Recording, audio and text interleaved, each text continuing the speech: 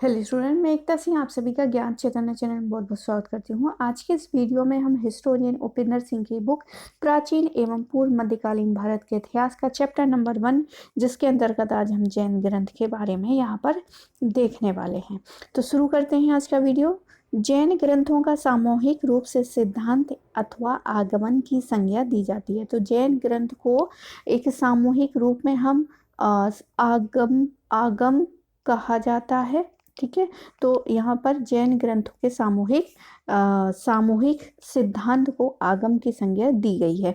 प्रारंभिक जैन ग्रंथ जो है अर्ध मगधी यानी कि प्राकृत भाषा की एक पूर्वी शाखा में उपलब्ध है। जैन धर्म जो है 3री शताब्दी में 2 शाखाओं में बढ़ गया था, एक श्वेतांबर और दिगंबर। श्वेतांबर शाखा के धर्म सिद्धांत जो है 12 अंग, 12 उपंग और 10 पैन यानी प्रकीर्ण यानी 6 शुद्ध छेद सूत्र और 4 मूल सूत्र में संकलित हैं। इसके अतिरिक्त नंदी सूक्त अथवा अनुगोत्तर अनुयोग द्वार जिसके अन्य संग्रह भी उपलब्ध होते हैं। जैन ग्रंथ की दोनों शाखाओं के धार्मिक सिद्धांत पूर्णतः पृथक नहीं है। उदाहरण के लिए दिगंबर शाखा के द्वारा भी अंगों को धर्म के मौलिक स्रोत के रूप में स्वीकार किया जाता है तथा उन्होंने कुछ अभिनियमों को अंग बाह्य जैसे ग्रंथों के रूप में संग्रहित किया है, जो श्वेतांबर सिद्धांतों से मेल खाते हैं। आगे है श्वेतांबर की मानता है कि अंगों का संग्रह जो है पाटलिपुत्र में बुलाई गई जैन संगीति में किया गया है, जबकि संपूर्ण जैन ग्रंथ जो है साहित्य को 5वीं-6ठी शताब्दी में श्रमण की अध्यक्षता में गुजरात के बल्लभी नामक स्थान पर लिपिबद्ध किया गया है।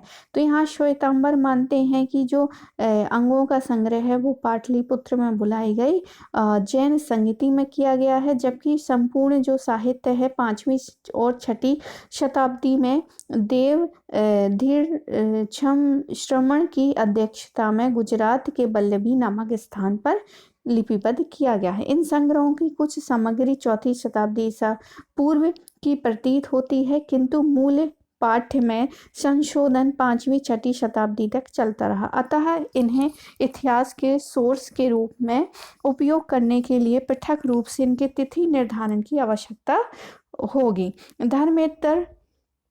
धर्मेतर जैन ग्रंथ जो है महाराष्ट्री जैसी प्राकृत भाषाओं की शाखा में तथा 1ली शताब्दी के बाद संस्कृत में लिखे गए हैं। जैन ग्रंथ के इन मौलिक ग्रंथों पर बहुत सी टीकाएं लिखी गई हैं, जिसमें निरुक्ति भाष्य तथा चूर्णी प्रमुख है, जो महाराष्ट्री और प्राकृत में लिपिबद्ध है। पूर्व मध्ययुगीन जैन टीकाएं वृत्ति तथा अवचूर्ण संस्कृत में लिखी गई हैं। जैन पट्टावलियों में वंशावलियों की सूची है तथा थेर वलियों में जैन संतों के काल के विषय में सूक्ष्म विवेचन किया गया है, किंतु इसमें आपसी मतभेद हैं। जैन पुराण जिसमें श्वेतांबर द्वारा रचित कहा जाता है, जैन पुराण मूल रूप से जैन तीर्थंकरों की हैजियोग्राफी यानी संत चरित लेखन है, किंतु इसमें बहुत सारी अतिरिक्त सामग्री भी उपलब्ध है। तो हैजियोग्राफी यहाँ पर क्या है, संत रचित लेखन है और यहाँ पर इसके अतिरिक्त भी बहुत सारी सामग्री उपलब्ध है। 9वीं शताब्दी के आदि पुराण से पहले जैन तीर्थंकर ऋषभ या आदिनाथ की जीवन कथा है। 8वीं शताब्दी के हरिवंश पुराण में कौरव, पांडव, कृष्ण, बलराम इत्यादि की कथाओं को जैन संस्करण में देखा जा सकता है। जिनसेन और गुणभद्र द्वारा 9वीं शताब्दी में लिखा गया त्रिषष्टि लक्षण महापुराण में जैन संत राजाओं और नायकों की कथाएं हैं। जीवन चक्र से जुड़े कर्मकांड, स्वप्नों की व्याख्या, नगर योजना, योद्धा और राजा के लिए अपेक्षित आचार जैसे विषयों के लिए पृथक अध्याय समर्पित हैं।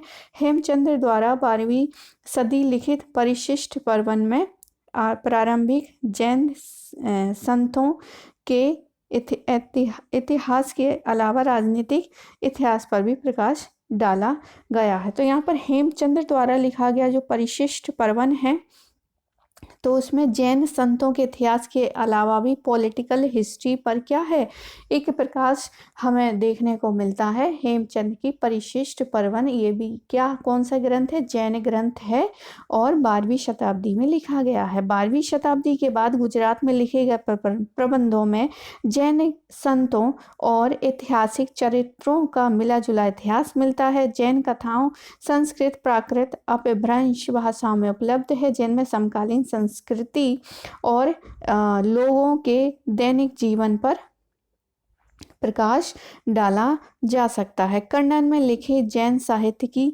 आगे चर्चा की गई है। जैन साहित्य के द्वारा जैन साहित्य और सिद्धांतों की विवेचना की गई है, जिसमें समकालीन भिन्नाश्रयी संप्रदायों के विषय में भी जानकारी मिलती है। जैन ग्रंथों में सांस्कृतिक इतिहास के विभिन्न पहलुओं पर भी प्रकाश डाला जा सकता है, किंतु बौद्ध साहित्य की अपेक्षा अपनी प्रकृति के कारण जैन साहित्य के इतिहास के स्रोत के रूप में अब तक प्रयोग नहीं किया गया है।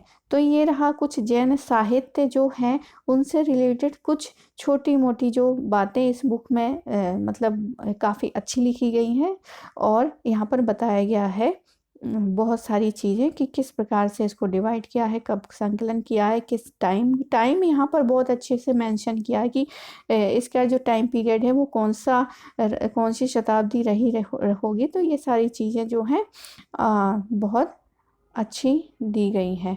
तो आई होप आपको ये वीडियो पसंद आया होगा। पसंद आया तो प्लीज़ लाइक करें, शेयर करें, सब्सक्राइब करें। पूरा वीडियो देखने के लिए आप सभी का बहुत बहुत धन्यवाद। मिलते हैं एक और वीडियो के साथ। इसमें हम संगम साहित्य और कालांतर का तमिल साहित्य, यानी कि संगम साहित्य जब लिखा गया था उस समय के ग्रंथ और बाद में जो तमिल साहित्य है, इस सब के बारे में हम अगले वीडियो में देखेंगे। तो मिलते हैं अगले वीडियो में।